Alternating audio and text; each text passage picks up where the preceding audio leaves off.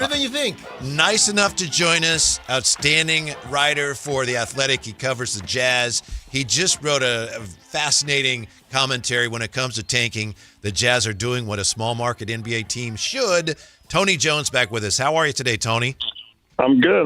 Thank you guys for having me on. Oh, really thank appreciate you. It. Yeah, well, we appreciate your time and appreciate your piece. The league's anti-tanking stance, is it not an affront to all small market teams? Well, I think it's like the league trying to take away the last vehicle to small market teams, right? Like let's take Utah and Indiana for an example.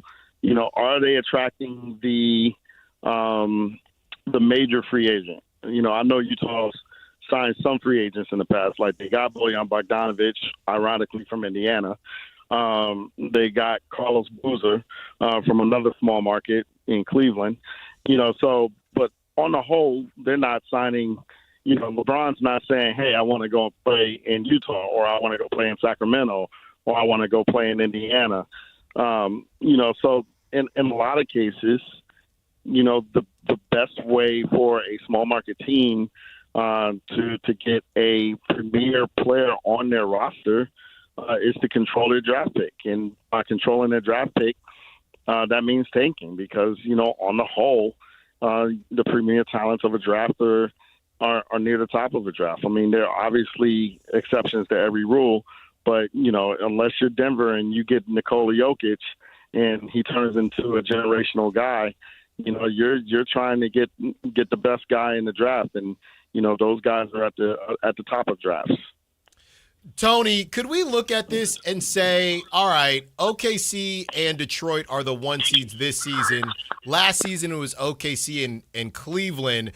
Could that be the league saying, we can't keep doing this, right? We said, you know, Luka is in LA and nobody is talking about that. With LeBron, we have to figure out a way to, I guess, make it tougher for small market teams. I know the Spurs have Wemby, but the Spurs aren't necessarily a big market either.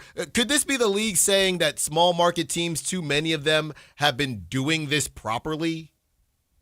You know, I think the league's heart is in the right place. You know, they want competitive basketball, and they want competitive basketball on the aggregate throughout the league. They are correct in wanting that. But small markets are correct in, you know, handling business in the way, you know, that benefits them most for the future. You know, so let's take an example. You know, does Russell Westbrook, does Sacramento benefit more from Russell Westbrook playing really well the other night? And he's played really well for the Kings on the whole this year. But do they benefit more from him playing really well the other night as opposed to Nick Clifford getting those minutes? You know, those are conundrums that teams, you know, in late February, in early March, you know, have to figure out. And, you know, I think that, you know, the league wants a competitive league, but small markets have to do, you know, what's best for them for the long term. So let's look at recent years. Oklahoma City is the defending NBA champion. They tanked to get Chet Holmgren. Mm-hmm. Okay, Detroit is the number 1 seed in the Eastern Conference. They tanked to get Cade Cunningham. You know, so these guys, you know, got premier guys on their team, you know, by tanking.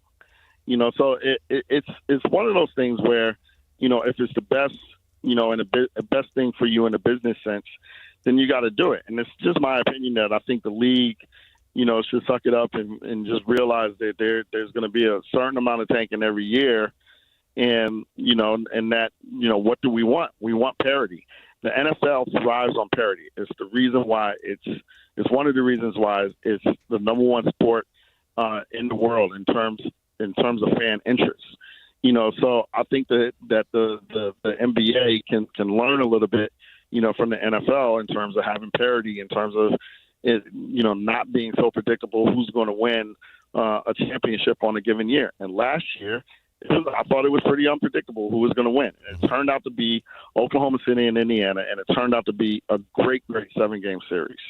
Yeah, we've got this streak of, 7 years with a different champion. Tony Jones from The Athletic, nice enough to join us Tony, we know, or at least we think we know, Utah is close to coming out of a long-term tank. Washington also looks like they may be getting ready to come out of it. The Kings are just starting. So, a lot of us here are worried that the Kings are just starting this process.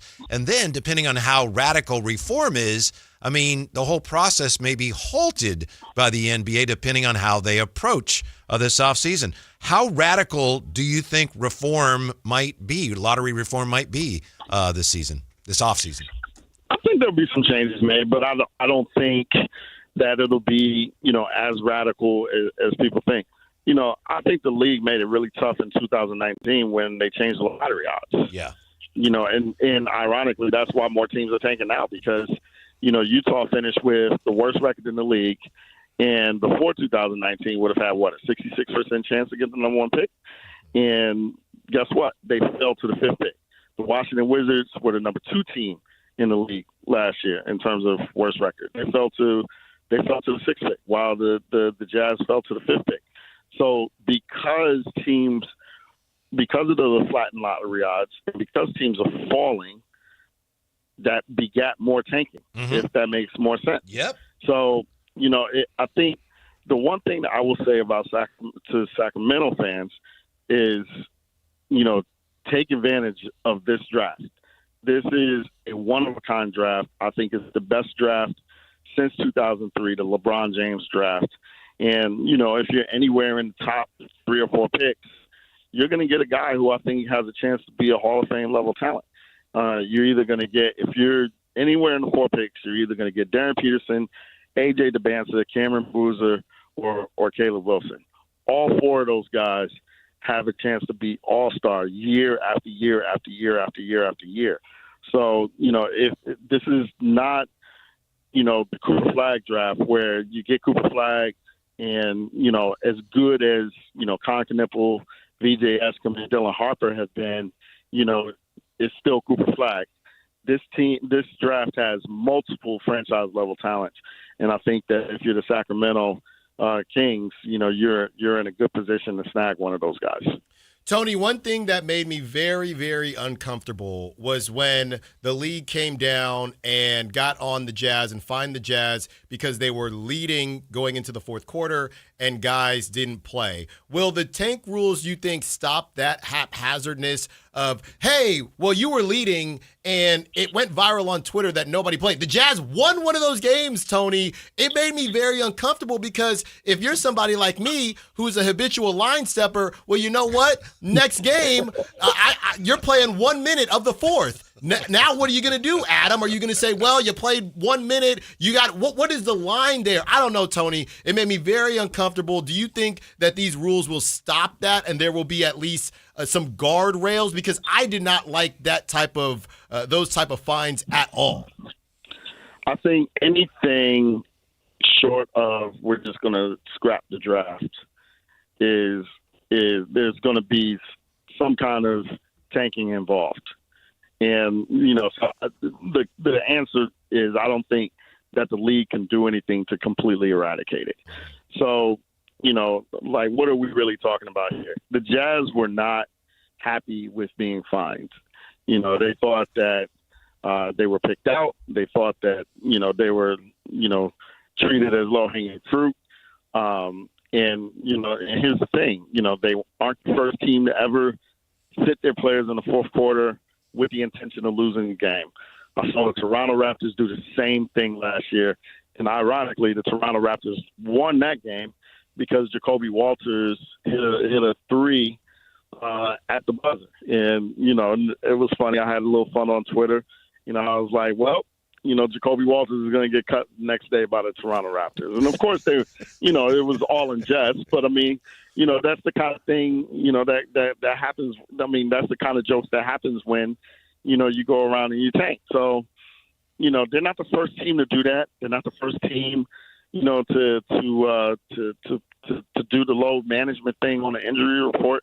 It just doesn't happen. It's happened for 30 years.